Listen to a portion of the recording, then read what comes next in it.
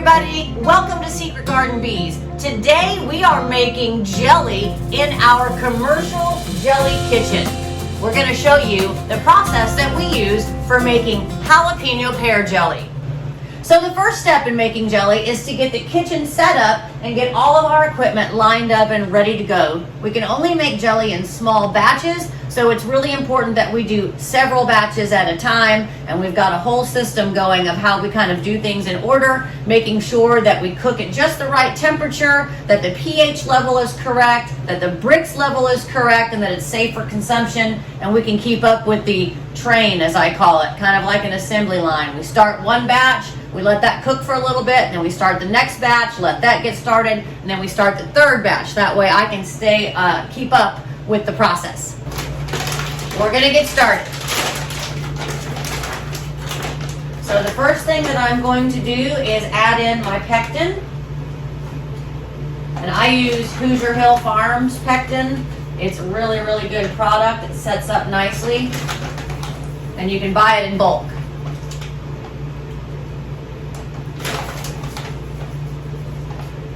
So we're gonna do 4 tablespoons of pectin. Next, we're going to put in a little bit of butter. I do about 1/4 of a tablespoon, just to make sure that the jelly doesn't boil over or froth up too much. That one's not wanting to come out. There we go. I'm going to do our jalapenos and our pear juice. We get our juice from the pears off of our pear trees here on the farm. And I'm going to turn that on and get that started. Here in a few minutes, oh yeah, got to add the lemon juice. Almost forgot that. Do a tablespoon of lemon juice.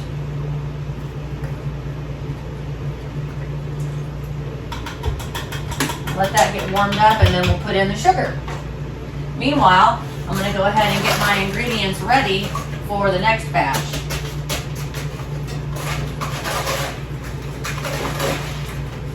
Our jalapenos are also farm fresh. We don't buy them at the store if we can avoid it. So I'm going to go ahead and get my ingredients prepped for the next batch while that one's warming up. Now it's time to add in the sugar. I've already measured out for this first batch. Put the lid on. That's going to cook for about 21 minutes.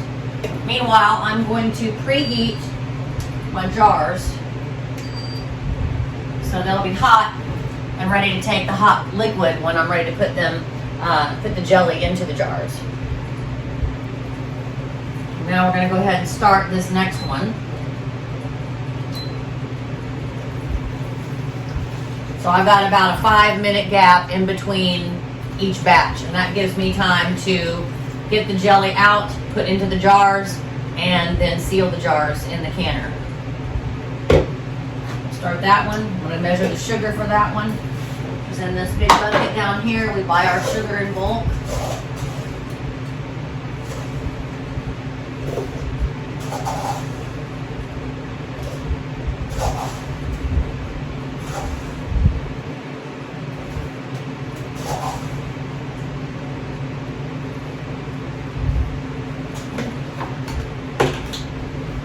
It's ready to go. We'll wait for the next one.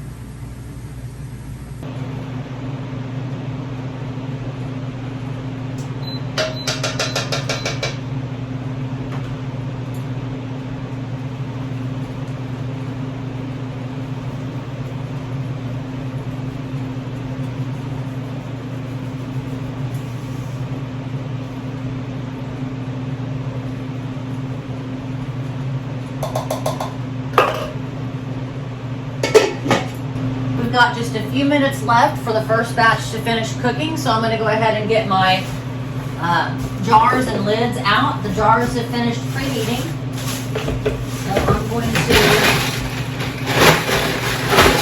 my lids ready. Put on the jars. Actually, I'm going to let those sit in there and stay warm until it's ready, because with jalapeno jelly, we want to stir it up a little bit as it cools for the first few minutes, just to help the pectin get mixed in well with the jalapenos and the pears. We want to make sure that when we put it in the jars that the jalapenos don't all sink to the bottom. So if you stir them up a little bit as they're cooling, about once every minute for the first 3 or 4 minutes, then put them into the jars, I find that they do better in terms of clumping up in the jar as the jelly solidifies. All right, it is time to start stirring this first batch of jelly. I'm getting it prepped for putting into the jars. I'm going to wash my parts here as I go.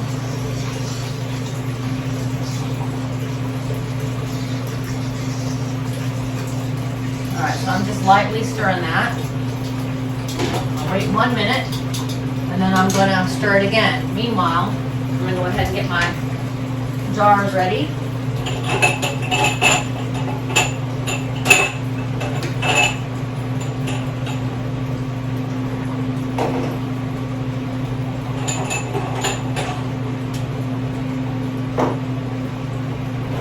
See kind of a little film start to form on the top as it's cooling, and that's what I'm stirring up to just kind of disrupt that setting process and mix in the jalapenos so that they don't all clump together.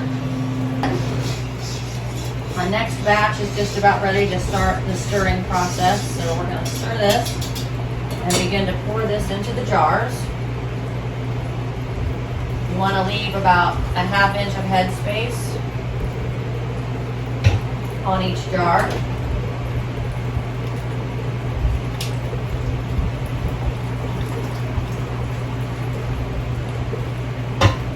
Now you could use a spoon, a ladle, and ladle these out, but these little cook pots are perfect for pouring, and it's just faster and easier to get them everything into the jars. This batch is ready to be served. So let's take him out. The jalapenos off of the stirring stick. Put that in the pot. Give this its first stir.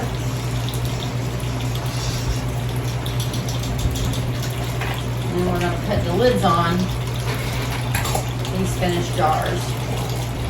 And these lids are great. They're self-sealing lids, so it's a lot easier, faster than doing the kind with the separate rims and lids. And personally, I think these probably a little bit better in terms of making sure you get a good seal and that they will store well.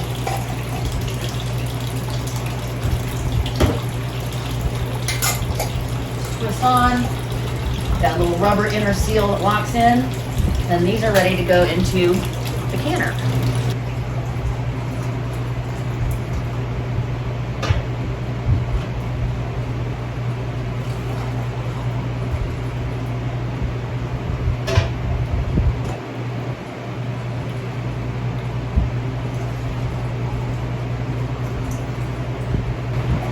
We've got a lot of jelly to make, so I'm very careful not to slop so that my rims are nice and clean, and I can just put the lids right on there. If I see anything that looks like it's got jelly on it, then I'll wipe it, but I'm pretty careful. Look at that. Isn't that gorgeous? All right, these are ready to go into the canner. This is a Ball Fresh Tech electric canner, water bath canner. So I've got my water in here, to where it's a couple inches over the tops of these jars. And I love this device because it's very large and I can get about 15 jars in here at a time. So 2 to 3 batches of jelly will fit in here just perfect.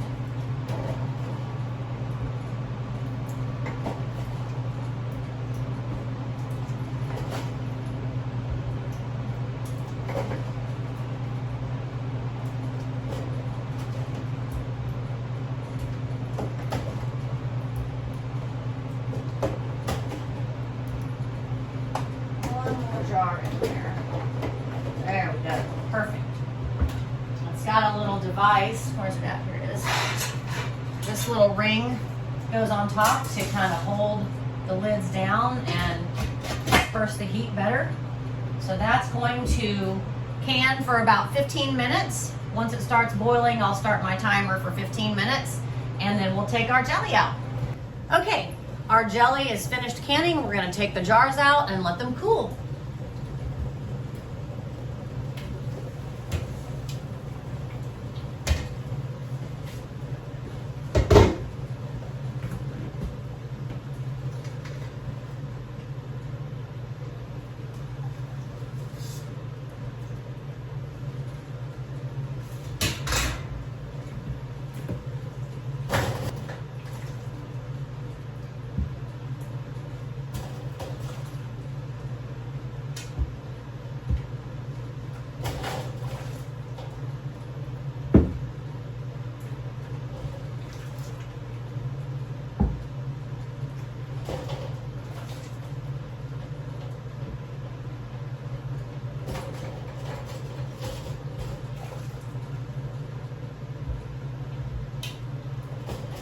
These look beautiful. All the jalapenos have risen to the top of the jars from the boiling canning process, but they will start to settle back down as the jars cool, and they should have a nice even dispersion through the finished product. But even if they don't settle, it's still going to have the flavor all the way through. Or I mean, even if they do settle, it's still going to have good flavor all the way through. So you can stir it up if you want the jalapeno chunks, but you'll get that spicy, sweet kick in all of the jars regardless of where the jalapenos settle.